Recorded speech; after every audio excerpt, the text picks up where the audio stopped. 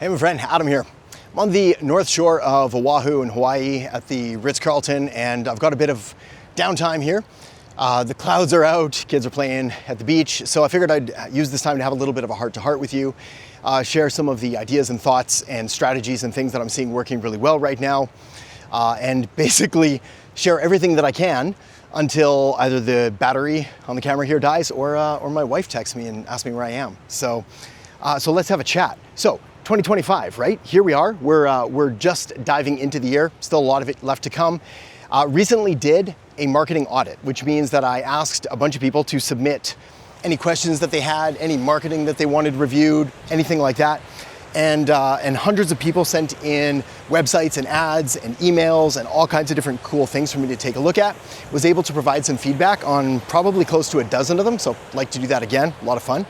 But there was one theme that kept coming up over and over and over again. And really that's what I want to share with you here today, is what is this, I don't want to call it the biggest mistake, but sort of the biggest missed opportunity in all of marketing, in all of business growth. So if you have the desire to grow a business, you have the desire to start a business, hopefully this changes, I don't want to just say your business, but hopefully this changes your life, because this is advice that changed mine. And it took me a really long time to fully accept. In fact, I wish I could say that the first time someone told me this, I just like snapped right into it and everything changed from there, but it took me a really long time. In fact, the first person to really tell me this was one of my first mentors, named Sam Ovens, and this was like probably the better part of a decade ago. And we were going over my business and my agency and looking at everything that I was doing and what was going right and what was going wrong. And it was Sam that told me, dude, you're doing way too much. Like way too much. Like you have way too many services. You're serving way too many different kinds of clients. You're offering all of these different packages. Your pricing is all over the place. Like it was just a complete disaster. He asked me like where I was getting the best results. I couldn't even figure it out. He asked me who my best clients were. I barely knew that. Like it was just an absolute disaster. And when people were submitting their applications for these audits, and when I was going through the audits, I found something incredibly similar.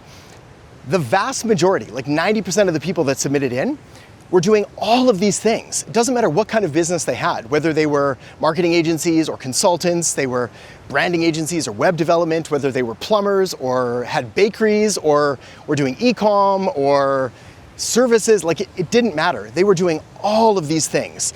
They're trying to offer all these different services. They were also trying to serve all of these different markets at once. And what ends up happening when you're trying to serve like a million different markets at once, I'm going to try and navigate these rocks here without breaking my ankle. As you're trying to serve all of these different markets at once, you're forced to water down your message. So no longer can you be specific. You can't say, hey, if you're a plumber who's doing $1 million a year and you want to add more trucks and get more projects and things like that. You can't say that, because then you're going to turn off roofers and accountants and everybody else and gyms and all the other people that you think you're supposed to work with. So you say things like, we do marketing, or we have this thing, or if you're a plumber, you say we do residential and commercial and install, whatever it is. And when that happens, when you become that bland and that boring and you're forced to water down to try to get everyone, you become ignorable and forgettable. And therefore your messaging doesn't work, because people come across your business, they look at what you do, they either understand it, especially if it's something simple enough, like say plumbing or even marketing, but they don't see why it's for them. And so they don't choose you, and then things don't work. The other thing is most of the businesses that I looked at were, what's the nice way to put this? Vague. Let's just say vague, in regards to their USP, their unique selling proposition. So it's like, why you? And again, what I saw was just a ton of different buzzwords, like, I don't want to say synergy and like all of those kind of things, but it was like classic stuff like that. Like you could have taken the words on the business's website and you could have put them on any business anywhere.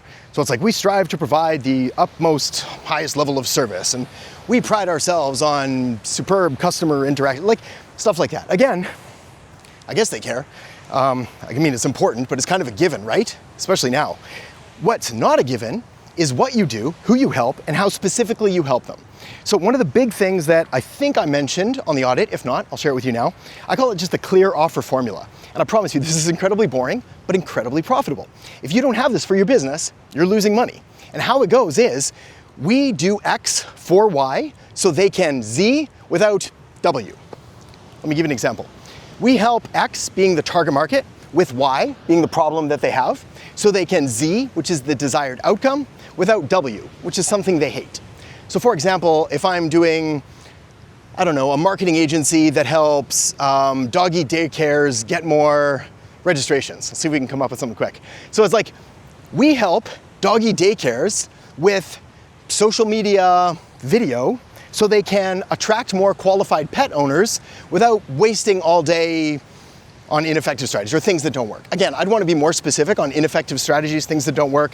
The key here is to really try to identify the pains and problems and fears and frustrations and all the things that your target market is going through, and then we talk about that. So marketing, in a sense, we don't have to be overly creative. We don't have to be overly unique and compelling. All we have to do is be curious, is ask questions of our target market, of the people that we seek to serve, because they're going to give us all of the information that we could ever possibly want. Really, if we ask them, say, what are your biggest pains and problems, fears and frustrations? They'll tell us. Then we can take a look at, well, how does my offer help to solve that for them? And if it doesn't, we have two options. We can either tweak our offer so that it does help them, or we can find a new section of the market that we can help to serve with all of that. So those were really the big ones. I think the other thing is, in the very few exceptions of the businesses that I saw that were doing things right. So they had their messaging dialed in. They knew who their target market was. I'm gonna walk over this way here to show you some of these waves actually for a second, and just realize that I'm pretty far from shore, but I got swamped the other day with a sneaker wave. So now I'm like half paranoid. And my eye is still recovering from that surfing accident, so my vision's not even perfect. So we're gonna take a look. I wanna show you these waves though if I can real quick, and then we're gonna talk about the last thing. So we'll switch that around. I don't know if you can get a full appreciation for just how crazy these things are, but they're nuts, absolutely nuts. In fact, as I was in the emergency room, I was having a chat with some of the doctors and that, and they were explaining waves to me and the power behind them, and they were something about like a 3-foot wave has the force of getting tackled by a rhino, and a 7-foot wave is like getting hit by a truck, which I'll agree, kind of felt like that. So I digress. Let's head back this way. I'm gonna go back see my family before it's too late and fill you in on this final point, which I think is one of the most important. Businesses doing everything right. Got their market dialed in, got their messaging, everything's working perfect. What were they doing wrong? They weren't doing enough. So best example, and I wish I could remember who it was, because I'd shout them out, not call them out, but shout them out. But it was an Instagram account, and I was looking through, and the most recent posts were starting to get more traction and more views and more likes and more shares. They were therefore leading to more leads and more sales and more customers. And then I looked at how often they were posting, and it was like twice a week, which is a huge missed opportunity. Because if you find something that works, the secret isn't to pivot and to try to find the next thing that works. The secret is you double down hard on the thing that's already working. I don't want to say that it's rare to find something that works, because that's the whole purpose of marketing, but it's challenging. It's not easy. We don't often hit it right out of the park, right out of the gate. So when you find something that works and it's generating you leads and sales and customers and things like that, you don't want to pivot, you don't want to switch, you want to double down. So my suggestion for that was, well, we should be doing 1 a day at least, ideally 2 a day. And we want to do that for as long as we possibly can until we start experiencing diminishing rewards. So essentially, when the leads start drying up, when it becomes not worth our time to do quite as much, that's when we can start pivoting and looking at other things. But in my experience, very few businesses ever hit that point. In fact, if you can imagine for a second like a bit of a bell curve, there's kind of these different spots. I might have to try to draw this on page. On one of the sides, we have the minimum effective dose, right? This is the least amount of stuff, of marketing that you have to do in order to get some kind of return. So a really good example here is like if you're running ads, Facebook ads, Google ads, Instagram ads, and you're running like $5 a day, like you haven't hit minimum effective dose. We simply are not spending enough money to get any viable information back out of the algorithms in order to make a good decision from it. On the other hand, if you're spending $1 million a day, you're probably past the point of like diminishing returns. Like we're not gonna get that much better results by spending that crazy amount of money. So there is a sweet spot, but like I said, very few businesses ever hit that point, especially because we have to be spending such astronomical amounts of money. So we can pretty much always do more. So when we find something that works and there's alignment between our message and our market and where they're spending time online, we got to double down, and we really have to take advantage of that. Once that's done, Now we can start to systemize and operationalize some of the content creation, some of the marketing itself. So can we bring in different editors? Can we bring in better SOPs, standard operating procedures? Can we find a way to make the creation of this content more streamlined, easier to do, more scalable? Because there is a point in pretty much every business owner, creator's, entrepreneur's life where, actually I don't know how to get off this beach now. We're gonna figure this out in a minute, maybe this way.